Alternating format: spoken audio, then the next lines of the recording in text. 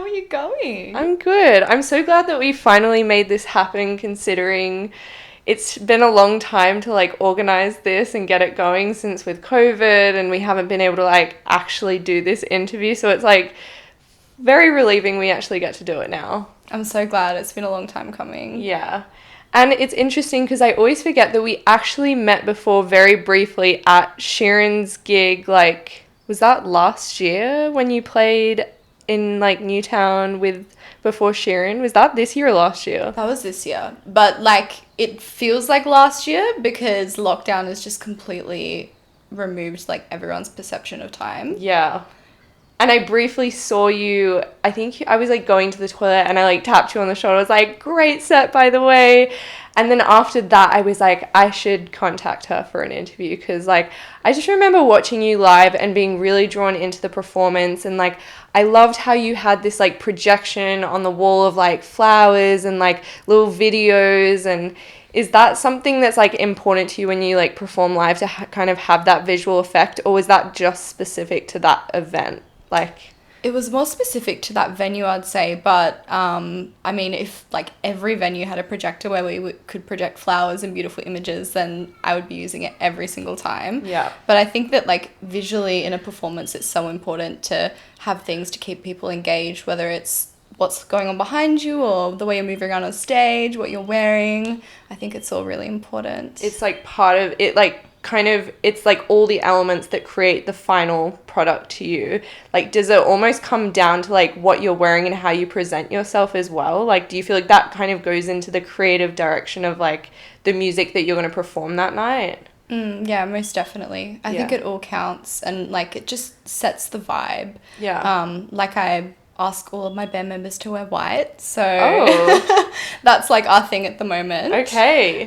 Yeah, we've got like a little theme running, which is really fun as well to have that, and I think that it just looks cool on stage. It like creates a statement. Yeah, it does. It shows like uniformity, but also like, I guess you also allow for like everyone to like express themselves as individuals as well.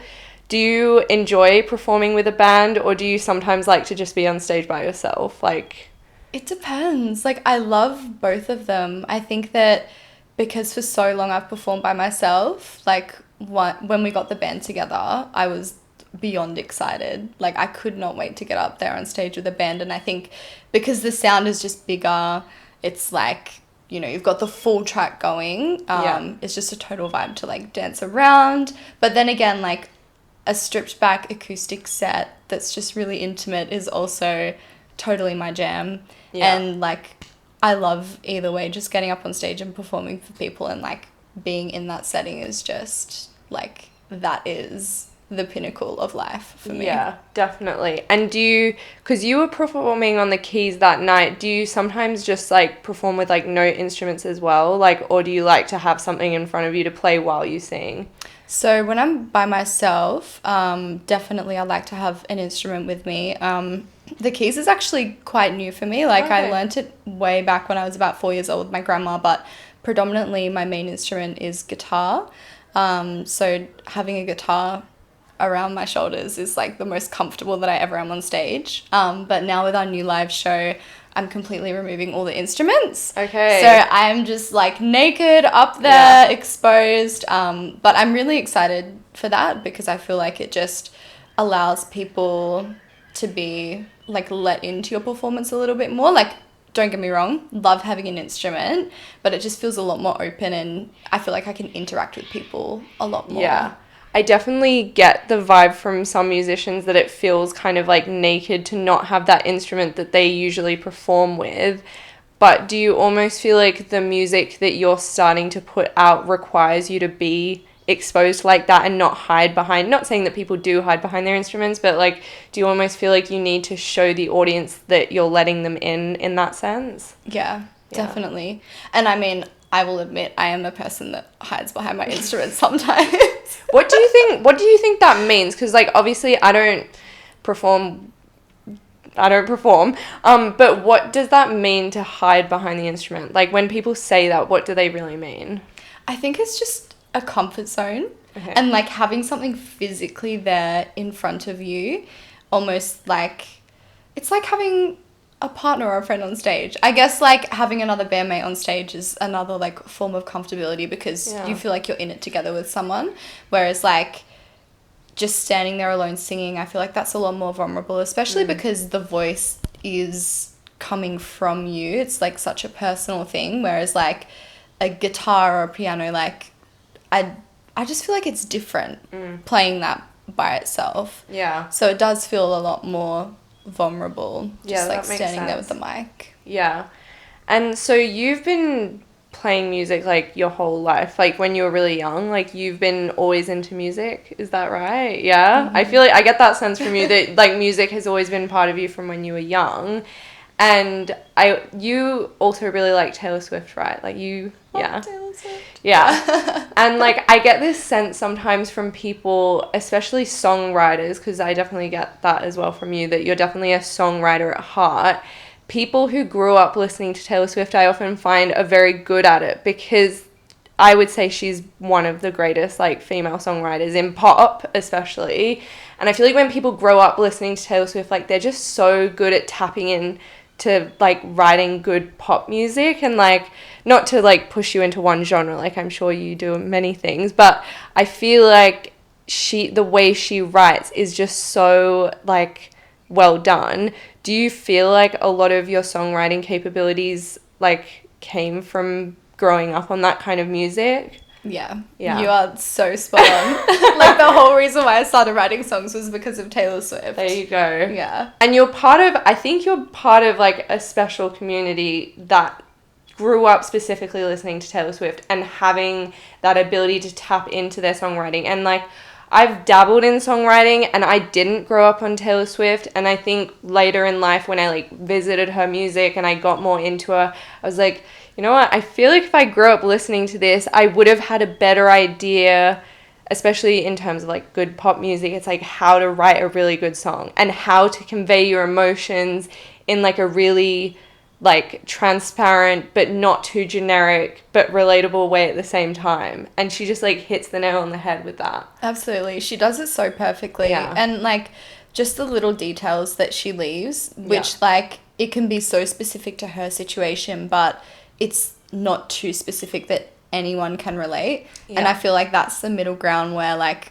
I try to strive to be with songwriting, is like deep enough that people can feel it and be like, that hits home. Like say dancing around in the kitchen at 2 a.m. or like it's generic, but it's also like very specific that someone could be like, I did that with my ex-boyfriend, or like with my family we had a really deep convo this time around Christmas, or like whatever.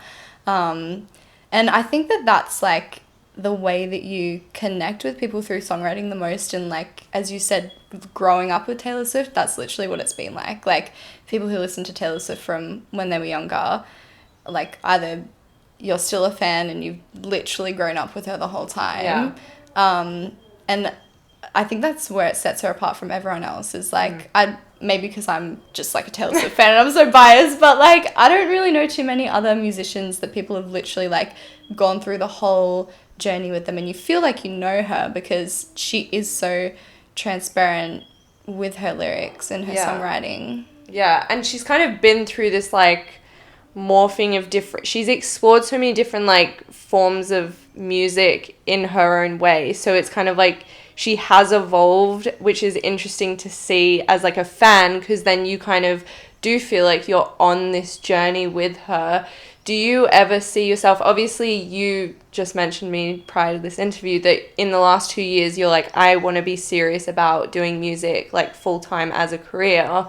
Do you see your like journey as an artist being something that evolves into like looking at different genres of music, different sounds, or do you kind of see that your sound right now is like what it will be, or kind of just like an expansion of what it is now?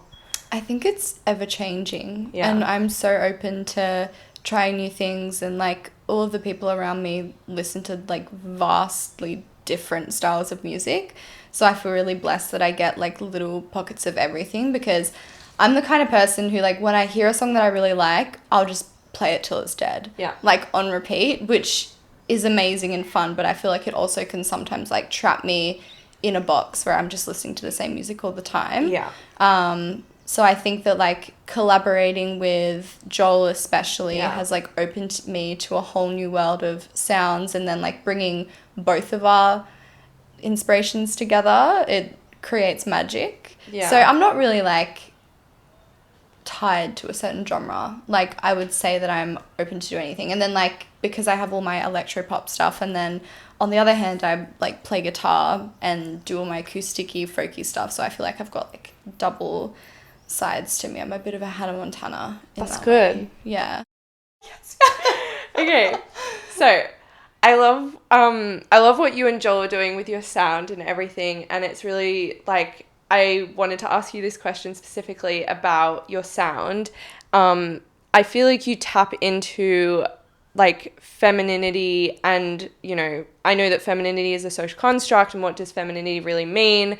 And obviously every woman's experience could be completely different, but I feel like you bring your experiences as a woman and that femininity through your music and your sound.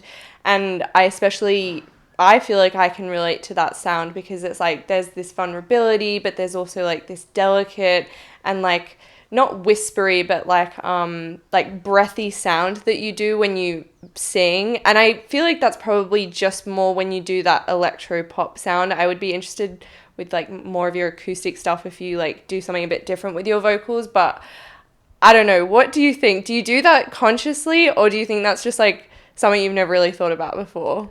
I've never thought about that. But I Really? love that you've noticed that, because that is like what I strive to sort of achieve. So like the fact that you've said like you can hear it through the sounds and through like the way that we create music, that's such a compliment. Like Okay. thank you for saying that. That's so nice. But yeah, like I think that my goal with everything is to just be as vulnerable and open as I can, and I think that like even besides just making the music, making music in general in my life has allowed me to do that and to be open and vulnerable with myself, because basically when I write songs it's like to get through shit, and it's such a cathartic process for me, and I can make sense of so many things, and like I'll write a song and then listen to it a year later and be like, oh my god, that's what I actually meant. Like I won't actually know in the moment, but Okay, wow. it's like my higher self has like put it on the page and it was like, Taylor, you'll figure that out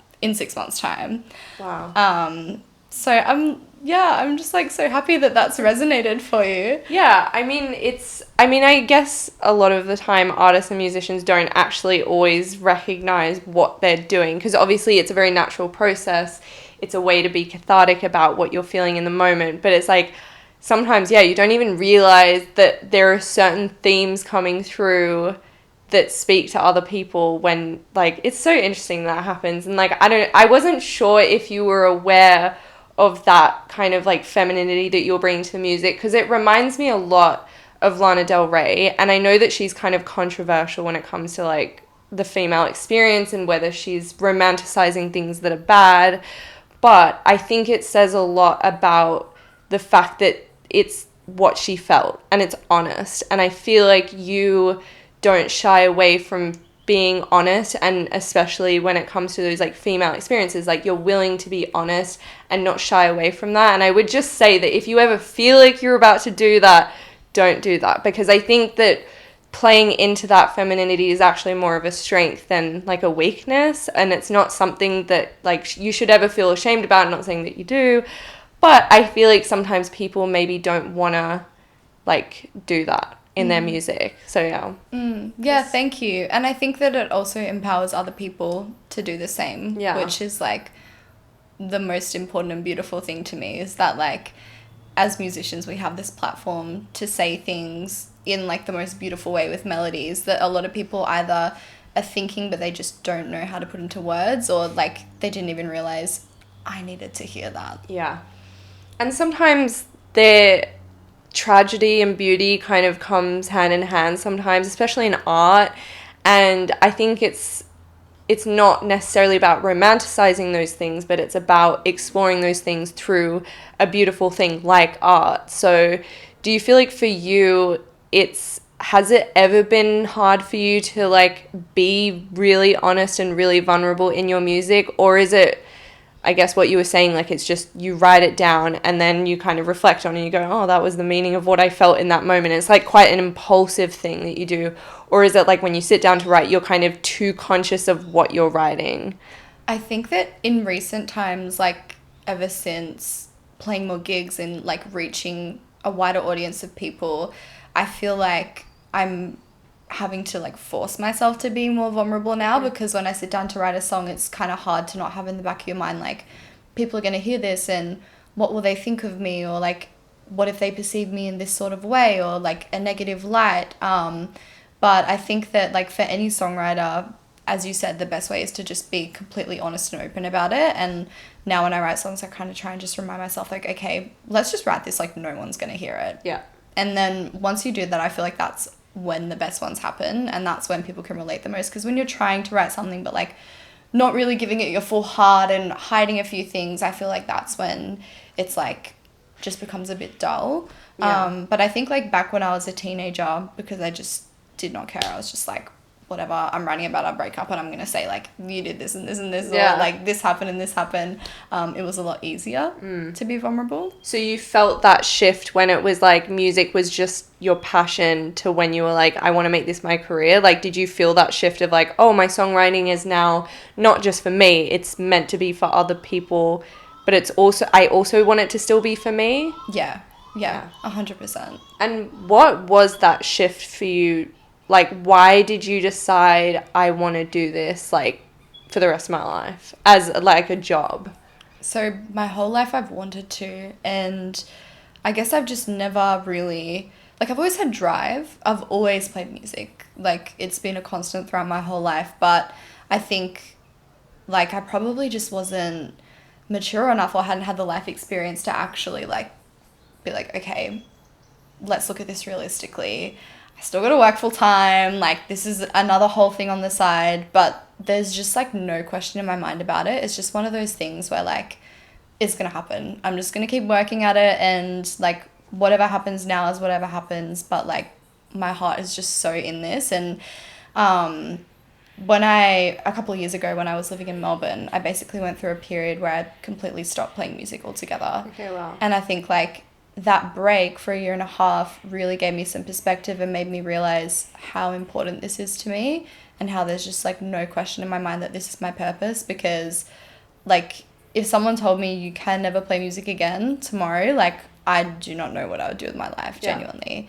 But I think like that break was also the time that I needed to have that mindset shift. So I think that's when it happened, when I was like, okay, obviously I can't live without this. Like, I feel miserable. So I either do this, put my heart into it, or like, what's the other alternative? And I just see nothing. Yeah.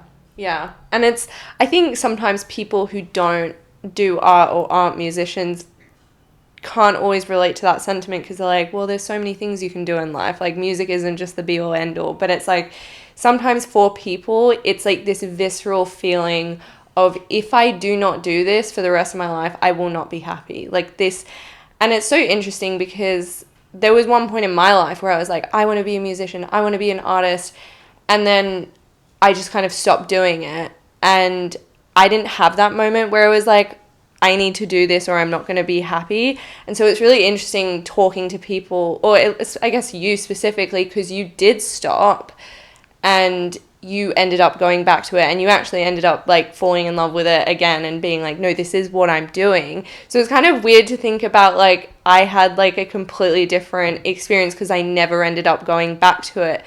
But I don't feel like that's a sad thing necessarily, because in a way I would almost relate to this like a relationship. Like, you broke up with music and then you had some time apart, and for you guys it was right to get back together. It made sense.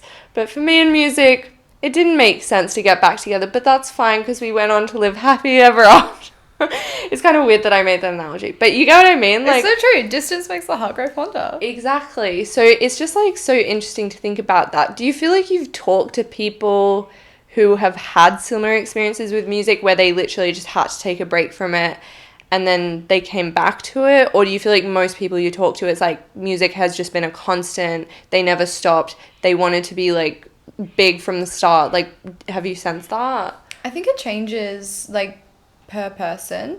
I definitely have a couple of friends who've had a couple of breaks, but I feel like people just don't really talk about it that much. Why do you think that is? I don't know. Maybe because it's like, I guess when you're like out here promoting yourself and like pushing like the art that you're creating now, like what's the use in saying, oh, I didn't do this for a while. But I think like instances like this where I actually have an opportunity to talk to you about it, it is so important to talk about these things because I think like everyone has those moments in life with something that they're passionate about and they drop it or they stop it, and like that's totally okay. And like you said, you guys just didn't come back together and it didn't work out. Back together. But I think that's how you know, like you'll either be longing for it and think, no, I can't live without you, like this is what I need, and that's when you know, like, is this really my purpose or should I be doing something else? Yeah.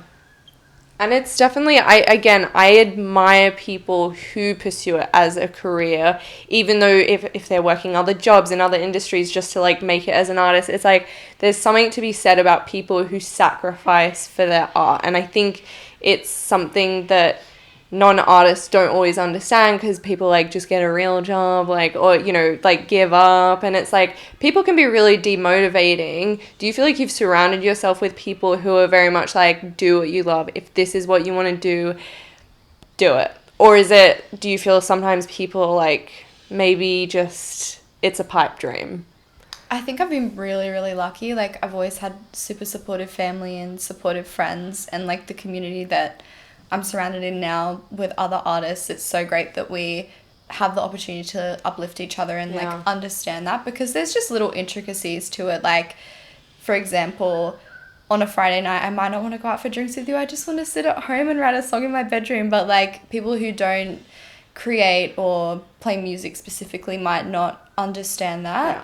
And I think just like as an artist, it's really important to set those boundaries for yourself and like allocate time in your week and actually put it in your diary and be like, okay, this is where I'm going to sit down and do this. Because it can be so easy to get caught up in life and like just out all the time.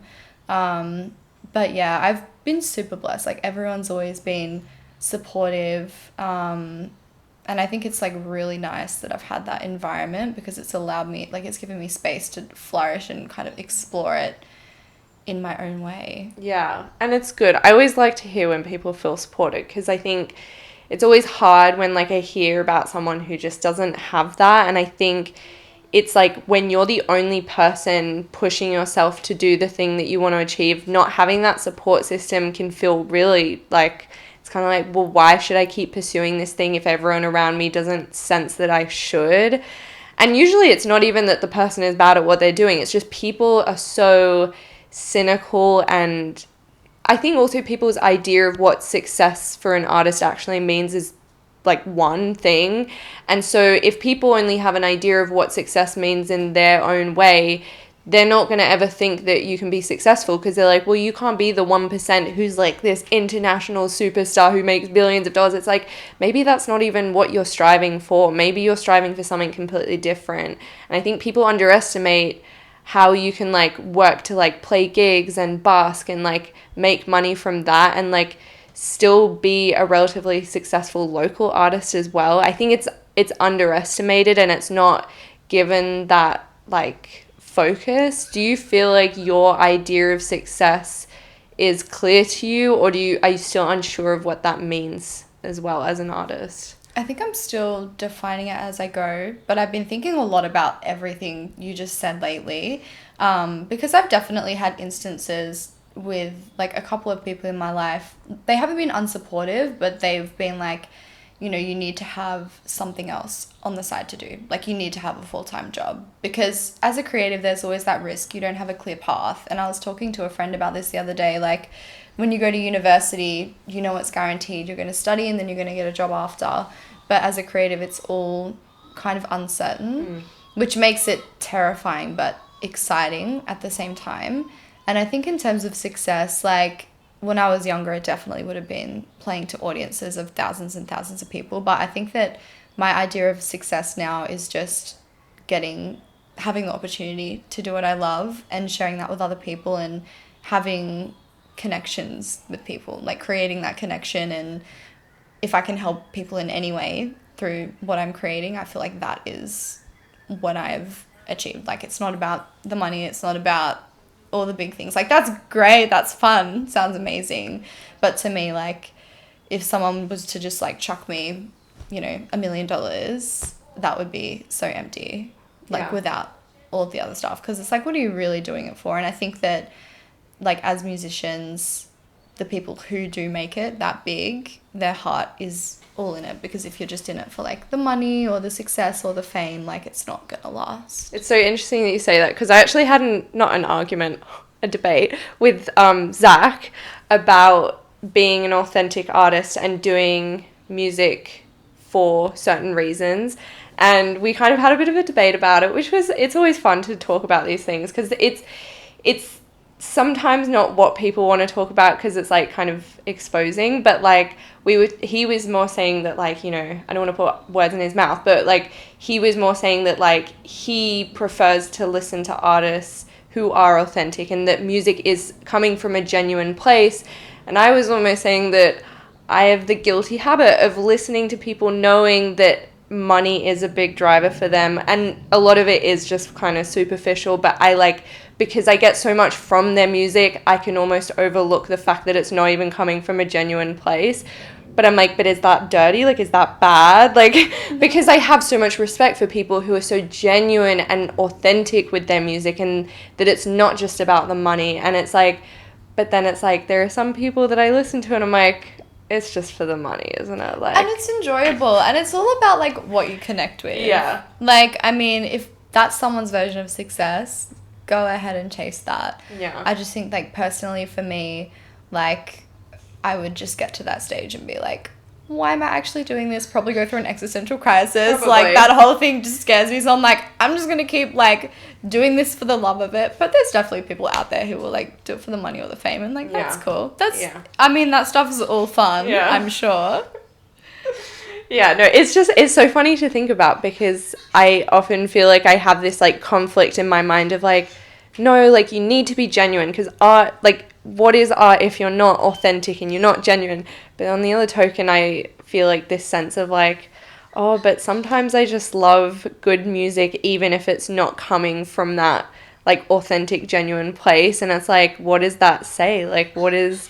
And I guess maybe I'm just thinking too deeply into it. It's like, just to enjoy the song. But it's just so interesting to get perspectives from other people who either agree, disagree, or like what you listen to. Do you find that you are more drawn to people who you can tell that it's coming from that authentic and genuine place? I think definitely most of the time. But then there's music I listen to, like, say, house music. I mean... It's like junk food music. Exactly. It's like reality TV. You have to have a little bit of that in your life sometimes to, like, unwind and just chill. Because, like, I love the deep stuff. I'm all for the deep chats and, like, just going within. But, like, sometimes you just need a bit of surface a break. Level. Yeah. No, I definitely agree with that. Like, sometimes I'll be, like, in the mood for, like, getting into my feels and having a cry. And then sometimes I'm like, I just need a song that's not about feelings right now, because...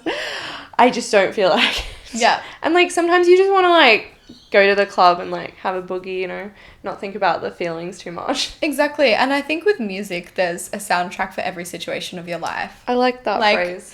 That's how I feel about it. Like, when I'm in the kitchen cooking dinner, I'm like, okay, what do I want to listen to now? Like, I would love to chuck on some pop or whatever, but I'm kind of in the mood for some French jazz. Like, it's really French jazz. Okay. Yeah. Like, I really think of, like, every single situation that I'm in as, like, a mood or a vibe. Okay. Because you have, like, road trip music. Yeah. Which is, like, windows down. Yeah. So, like, when I'm creating playlists especially, that's what's in my mind. I'm like, what am I doing when I'm listening to this? Okay. Because it, like, truly is. Like, if you think of your life as a movie and you're, like, the main character. That's what the music is. So, if you play it for that, like, I think that it probably becomes less about, like, is it genuine or is it not? It's just like, this suits the mood right now. This is the mood right now. I like that. The soundtrack for each moment is good. That's a good way of thinking about it.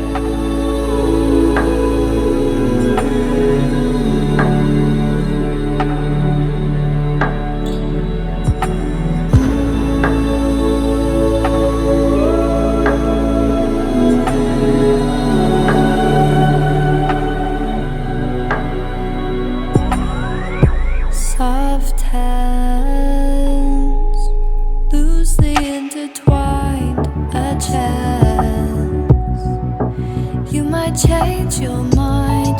I'll take any moment I can savor. Still I can't help.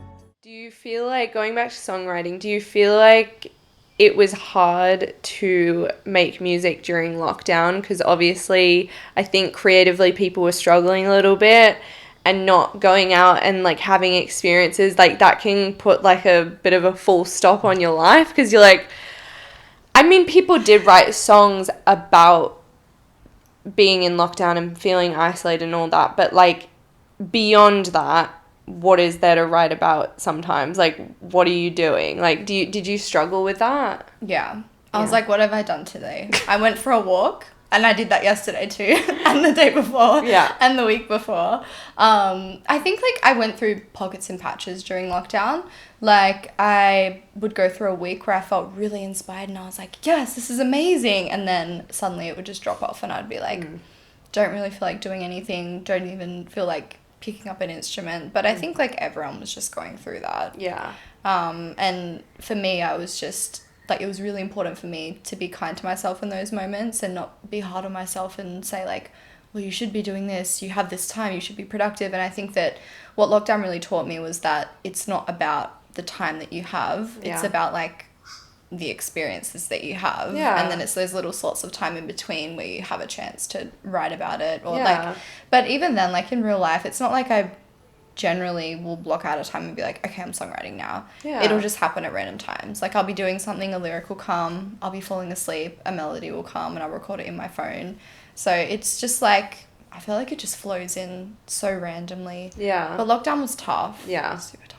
And I think a lot of artists, from what I've heard, were very tough on themselves, because they were like, I should be doing more, I should be doing this more. It's like, you were forced into this situation. It wasn't like you chose to isolate yourself and then give yourself time to like write all this amazing music. Like you were forced to be inside. So obviously that's going to be creatively quite hard. But even beyond like being in lockdown, I think sometimes people forget the emotional labor of music and art. And I think you're kind of expected to do it all the time because it's something that you love. And this idea that emotional labor is something that you love to do, or something that comes naturally, you're just kind of expected to do it all the time. It's like, do you feel like what you were saying, like it's not that you just like block out time, like you do it when you are able to. You don't force yourself to be like, okay, I'm now setting 2 hours to like write a great song. It's like when it comes naturally, it does.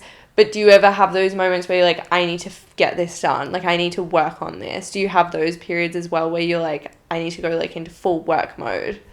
Yeah, definitely. And especially when I'm creating with other people, there's like that pressure, whether you have like a time limit or a deadline. But in general, I think like for me, like you're so right, I'm just, whenever it comes, it comes. But then I will have times where I'm like, okay, I haven't written a song in like 2 weeks, I just need to sit down and do it. But I also think like for me, a massive thing is I need to be in the mood for it. Like if I'm in a bad mood, or I'm not really feeling like open, or feel like having a conversation with myself about what I'm feeling, then I find it really hard to sit down and write a song because I just get frustrated. So I think it's about like just kind of sensing out what's going on in here. Is this a good time to do it, or is it better for me to go for a walk and do something else? Because I think it's also really important to do something else, because that also inspires creativity, like that boredom. Yeah, definitely. And in terms of collaborating with other people, like Joel especially, like have you found it's come naturally to work with other people? Because obviously music's such a personal thing. Have you felt like you've been pretty lucky that it feels like a safe space that you guys can like create something in? Yeah, I think because we're friends already, it makes it a lot more comfortable. But like if I was in a room with someone I don't know, then I'd be super shy. And it is such a vulnerable thing, like especially writing lyrics. But at the same time, when you're writing another song with someone else one-on-one, it almost becomes like this therapy session. And like whoever's writing, say like we're writing about the other person, it's like you're telling me all your problems, and then it's just a special connection that you form with someone. It's like therapy in a way. It literally is. But then you get a song at the end instead of like paying $300 to your psychologist. That's true. Not that it should be a replacement for professional medical help. No, not PSA. That's so funny. Yeah, no, that's definitely a good point. And I want to talk about your music now. I know that we've kind of gone on this massive, like, you know, ramble about all sorts of stuff.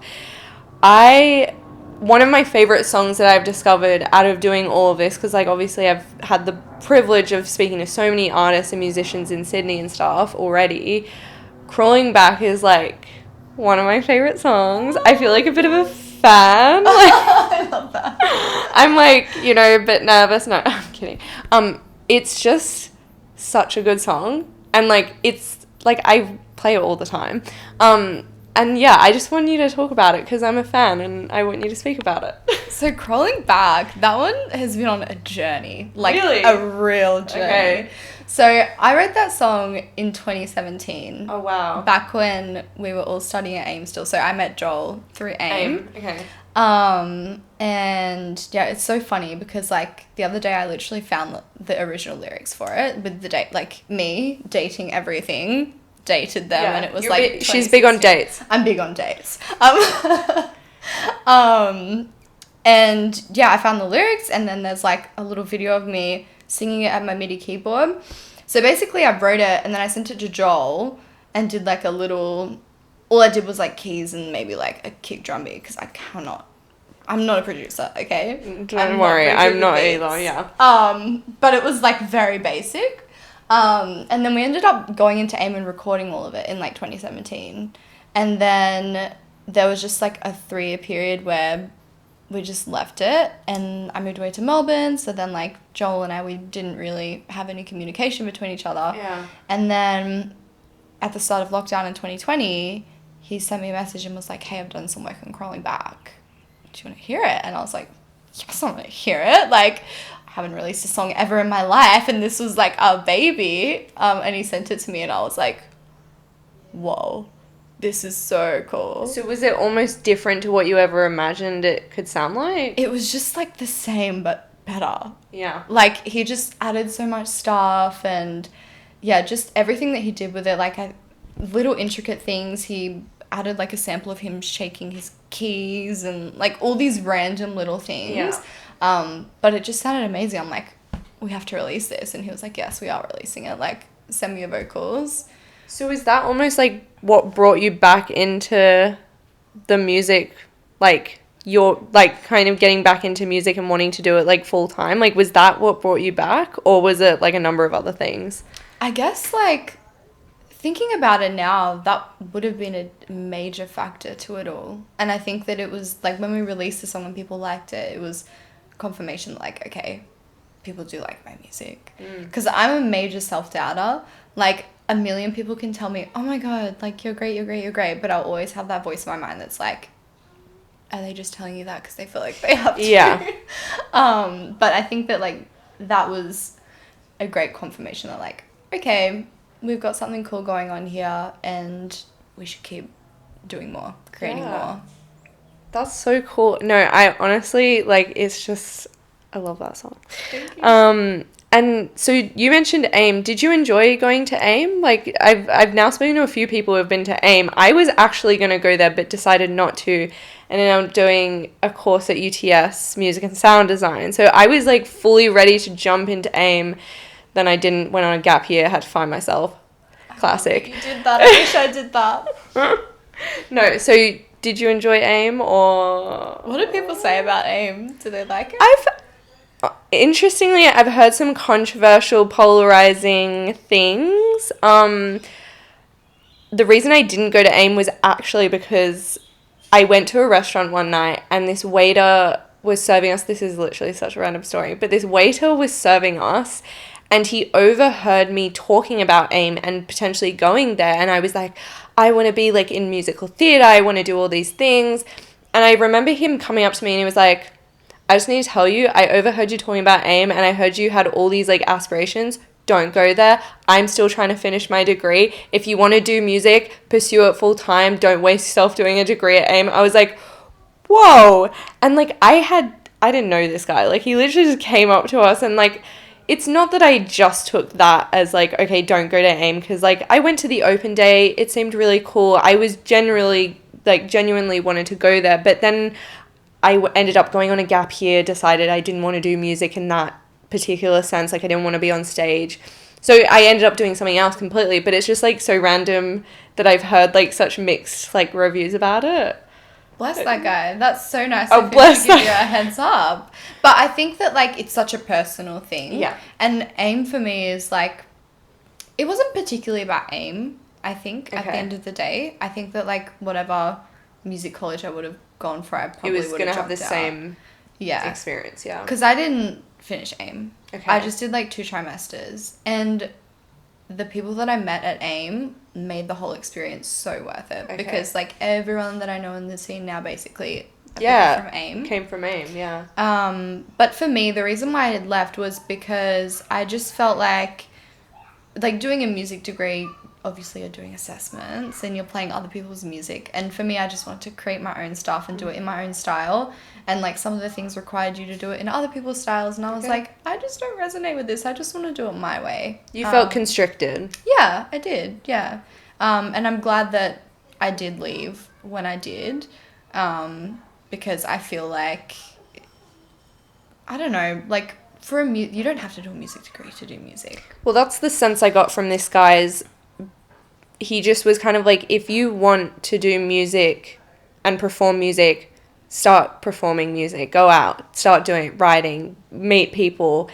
Not to say that if you go to AIM to do that, that's wrong. I just think that it depends on the individual. Some people require a more structured path to achieve something, whereas if you're not the type of person that requires that structure or that kind of like constriction, then don't do it. And you took that risk, you dropped out, you said, I'm going to just do it my way. And I think that takes courage as well, because you decided to kind of like, I think it's hard when you go into a degree, whatever degree it is, because it kind of feels like a marriage. And if you fail, it's like you've failed the marriage. Like you kind of like, I've just paid and I've like, it's like something you work up to. It's like you finish high school and it's like this massive thing to like go to university, go to college, all this kind of stuff. It's like when it doesn't work out, you're kind of like, did I just like fail at what this was all for? Like my 13 years of schooling, was this all for this one thing? Mm-hmm. And I think that's such a bad thing that we've been taught, because it gives people this, too much pressure on the HSC and just exams in general, coming down to like being boiled as like one number. But it's also just like there are so many pathways to different industries that I don't think you should feel limited by being like, if I don't complete this degree in this university in this time frame, I will not achieve what I want to achieve. And that's just simply not true. Mm-hmm. I know that was a big rant, but do you kind of feel that way? Absolutely. I totally agree with you. Yeah. And especially with creativity, you can't put a number on that. You can't put a mark, because what one person likes, another person will hate. And that's just the world. And I think that, like, going back to the schooling system as well, you learn so much in school, like theoretical things. But there's just so much that you learn from going out in the world and doing it you just cannot learn from school, because they couldn't possibly teach you that. Like the experience of going to a gig or having to like get in contact with people to organize them or like upload. I mean, they can teach you how to upload your music to Spotify, but there's like... So can YouTube. Yeah. YouTube. YouTube is like the new schooling. It is. I truly believe YouTube is taking over our education system. But which is scary, because that should not be our education system. But yeah. But like everything you just said, I totally agree with you. And it's so about like finding your own pathway as well, and what works and what feels right. Yeah, because even doing the music and sound design degree at UTS, like I have loved it, because it's kind of been really broad, and like it's not like each course subject you kind of do something very different, like whether it's music business, or maybe it's like more about creating like soundtracks or like sound design, and it's like a bit all over, or more performing or more theoretical, like it's all over the place. And I kind of like that, because you get a taste of everything, and that was more beneficial to me because I didn't know what I wanted to do. And I feel like having the taste of everything in a degree was actually more helpful than kind of something that was like, you were going to be a performer by the end of this. I felt like in the end that was too constrictive to even me. I was like, but I don't know if that's what I want to do in the end. Like, I don't know.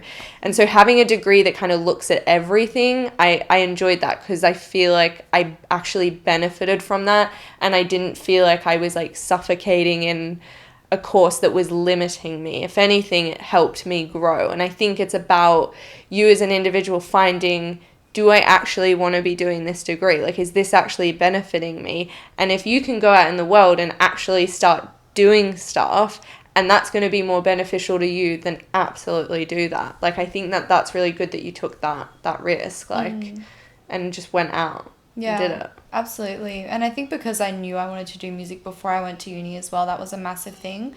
Because when you finish school, like, if you don't know what you want to do, there is so much pressure on kids to choose. And, like, when you're locking yourself into a 3+ year uni degree, that's a huge amount of pressure. And commitment. You don't know who you're going to be in 3 years. Exactly. And I feel like it's just so important to normalize dropping out or changing or pivoting, like, at any stage in your life, not even just as a teenager. Like, if you get to the age of 30 and you decide, I don't want to be a lawyer anymore, or I want to pursue this business, like, I think you just have to follow what sets your soul on fire and what feels good, because, like, that's happiness and that's life. Like, we're not here to do things that don't feel right, or we're just doing it for the money. I mean, some people, like, if that's where your happiness comes from, do it. But for me, I'm just like, I could not do a 9-to-5 job for the rest of my life. I could not go to uni and study at this stage. Maybe I'll go to uni at some stage and study, but I don't think it would be music. It would be, like, something completely random. But yeah, I totally get what you mean by, like, feeling constricted and just put into this box. I think that creates an immense amount of pressure that can, like, either destroy you, or on the other hand, you could turn around and be like, I'm going to crush this. Yeah. And do you almost feel lucky in the sense that, I guess it's kind of good that you did do a bit of AIM, because then you got to make so many amazing connections and meet so many amazing people. Like, was that kind of worth it in the end, even though you had to, like, leave and stuff? Yeah. So worth it. Yeah. And, like, I just feel super blessed that everyone that I've met are, like, amazing people, and then I just keep meeting people through them and them and them and them, and it's just like we have this really beautiful community going on, and I feel so blessed. Everyone who I've met in, like, the local Sydney scene has been so lovely and so nice, and, like, everyone is so supportive of each other, and I think that that's a really good culture that is there, because I think music, and especially the performing arts, can be really competitive, and it can be, sometimes it can feel like you have, like, a dagger in your back because the next person's trying to get what you want. And I think sometimes you see not so pretty sides of people when they don't get what they want, or when they want what you have. And I think it's the best thing you can do is just trying to surround yourself with people who aren't like that, or don't, like, want to be like that, because they don't. Of course, everyone who is trying to be a musician wants to, like, perform on stage, but you shouldn't have to, like, be rude to each other or mean to each other to get to that, because you can all perform on stage. It doesn't, like, one person can only have that spotlight, and I think that is also another misconception, that only one person can be the center of attention, and it's a fight to the death for that. Do you feel like you've been able to stay away from that competitive nature? I mean, I know it's kind of inherent sometimes, but, like, do you kind of feel like you've strived to, like, only surround yourself, like, with people who, like, uplift each other, and it's not about, like, stabbing each other in the back? Like, do you feel like you've been able to do that? Yeah, definitely. And I feel really lucky that I haven't come across any situations like that yet. But I think that it's really just about the mindset that you have towards it. Because for me, like, I actually talk about this with one of my friends a lot, and we constantly remind each other, like, your art is your art. It's individual to you. No one else can do what you're doing, and that's what makes it special. So it's like, how can you compete and compare when you are just all so different? And, like we were saying before, how people like different things. Like, everyone has an audience, everyone has a niche. It's just about getting yourself out there and finding that. Definitely. And I think people look at, like, the top dogs, and they're like, oh, well, those, like, that's it. Like, everything else underneath, their audiences aren't big enough, don't matter. It's like, that's such a ridiculous way of thinking about it. Of course their audience matters. Like, people love the art that they love, and I don't think, whether it's 300 people, it's 3 people, it's whatever. It's like, people are going to create an audience, and just because that audience isn't as big as X person's audience doesn't make that audience less important. Like, they should feel valued just as much as the billions of Swiftie fans. Like, you know what I mean? Like, it's just so important to have that. Mm-hmm. You know? And it's really important for us artists to uplift each other in that way, because I think it's just the society that we've grown up in, and like, as we were talking about success before, and what's your idea of success, and I think to a lot of people, success is having millions of followers, and that's how they sort of measure you. So like, when they see you and you don't have 500,000 people at your show, it's like, well, are you really successful? And it's like, well, I am. Yeah. Like, I'm getting to create for like life. Yeah. For people, and people care about it. People and paid to resonate come. with it. Yeah, it's amazing. Like, I just feel so lucky that people care. Yeah. Like, I always get so shocked. I'm like, oh my god, people are listening to my song. Like, when Soft Hands came out the other day, and on Spotify for artists, you can see how many people are listening. I'm like, 6 people. Can you watch people listening? Yeah. Oh, that's weird. I don't like that. That would freak me out. Cool. It's so cool. I'm like, that's actually a physical person. And I always remind myself of it, because especially with social media and like streaming, and especially in lockdown, not having live shows, it's really hard to keep yourself motivated sometimes when it's just a number on a screen, because you don't know if that's just a passive listen, like someone's just gone through it on their playlist, they're making dinner, or if they're like laying in bed with their headphones in and crying, or like, you know, you never know how people are experiencing it. So I think it's like really important to remind yourself, no matter what number it is, like, a person is a person. That's a physical being. It's not just a number. But I think with social media and everything, it just gets like confusing, and we forget about that. Yeah, definitely. Now, I want to talk about Soft Hands, because obviously that was your latest release, and it's an amazing song. And again, it taps into that femininity that I was kind of talking about at the start, that you just do so well. What was it? I have a couple questions. Firstly, I loved the promotion for it. I thought you did a fantastic job at that. And you did that with, who was the photographer for that? James Peppercorn. Yeah, amazing. Loved it. And then obviously the release, what was that all like? Like, all the promotion, all the leading up to it, what was that like? It was a lot of work. Yeah. But it was so much fun. Like, with my Instagram feed, I literally printed out all the photos. I had them like on the table for weeks, just going every day. I'd come back to it and be like, nah, that needs to go there, that needs to go there. Then I like put it into my little app, and I was so happy with how it turned out, because initially when we took the photos, we were just shooting for the single art, for the one photo, and then doing some like extra promo shots.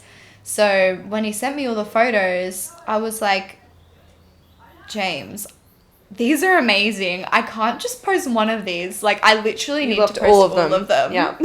Like, they were all great. They were all of them. They were all amazing. Yeah, literally. So I was like, what am I going to do? And then initially I wanted to do like a proper music video for this song. Like, I had this full concept in my mind, and then lockdown happened. And I was like, well, I can't do that. But we've got the photos. I've got all of this footage from the past year and gigs. So I was like, let's just make this something like visually on Instagram. People will see it and think like flowers and spring and the whole like October, exposure spring thing. Yeah. But then, I think that the visuals were like the most important part to me about this, and like besides the song. And it just created like a lot of excitement for me, because I think if I hadn't have had those photos, I would have felt so stuck, and I probably wouldn't have released the song, because it's just... Why? Because it's such a beautiful song, and it's so special to us. Like, we've been working on it for quite some time now, so I wanted to give it like the release that it deserved. And I mean, without a music video, I was kind of freaking out, like, oh, I want to do this properly. But yeah, I think the photos definitely made up for all of that. They set the tone. Like, I feel like I mean, I'm a sucker for promotion, and like, I know that, like, social media can kind of be seen as this, like, really shallow number, all that kind of stuff. But, like, I love it when people use it as a tool, because that's what it is when it comes down to it. Yes, we can socialize, connect on it, but, like, when people utilize it in a really creative way like that, with, like, all those beautiful photos, and it really does, as, like, a follower, as a fan, as a listener, it gets you excited, it gets you into the headspace that you're in, and you feel like you're then brought on the journey with the artist. And I think sometimes a release is really just kind of like, it's out, it's done, and that's fine. Sometimes I think songs work like that, but then there are those songs that are really special, and they have that big build up and lead up, and it's just so exciting as a follower, because you feel like you've been anticipating it, and you're like, what does it sound like? What does it sound like? And then when you finally listen to it, you're like, oh my God, holy crap. I'm so glad that you had that experience, because Yeah. that's exactly what I was going for. Yeah. And it's, again, the photos, I'm glad you used all of them. I mean, if there was good ones, you may as well just use all of them. There are still more, but like some of them are like kind of similar.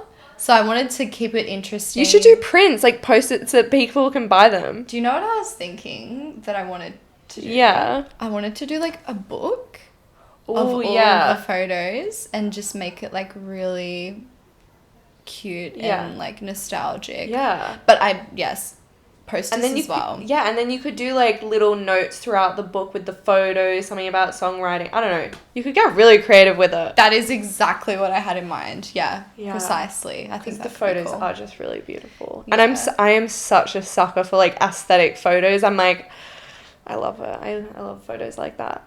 Then in terms of the song, I want you to talk about the song a little bit, and like what it means to you. Why is it so important to you? And Soft Hands. It's an interesting, like I'm even touching my hand. Touching my hand.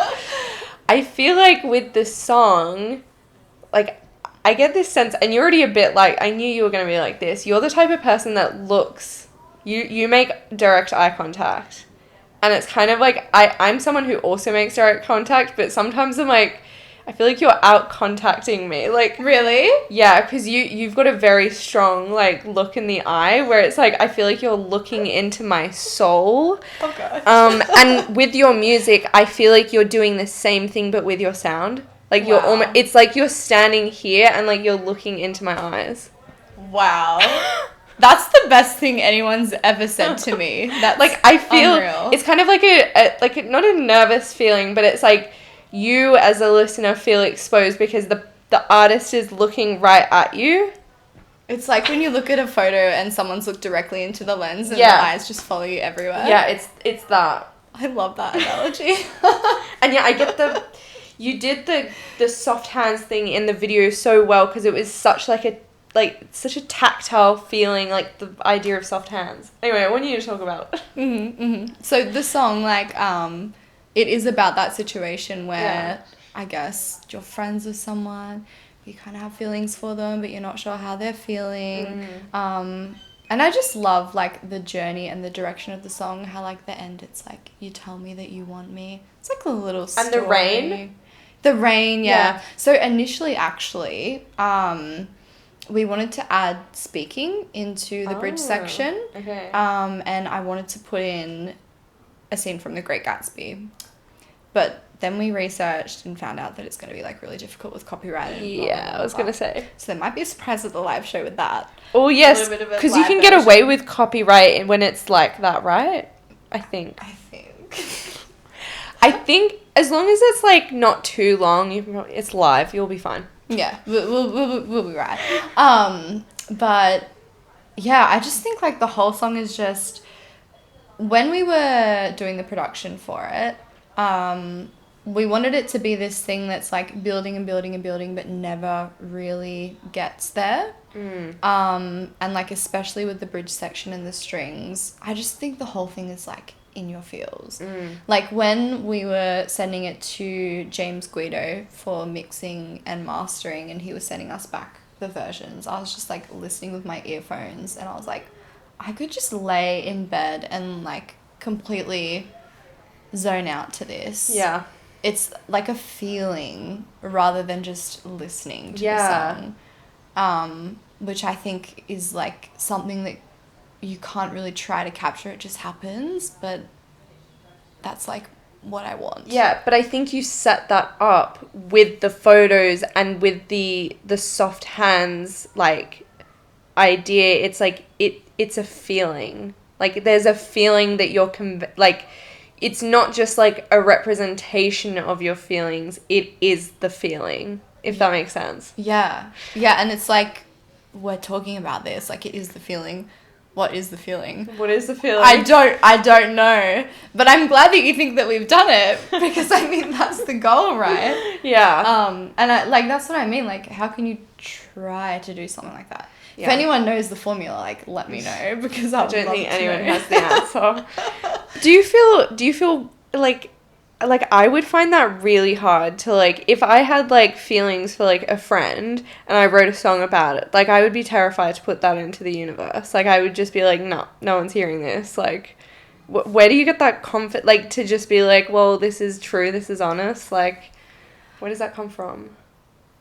I don't know. I don't like I feel like because it's a song there's like this safety around it. That's true. Like I am not really great at telling someone face to face how I feel. Okay. Because a lot of the time when I'm feeling a certain way, I don't fully understand it myself. So I like really need that time to go away and process it.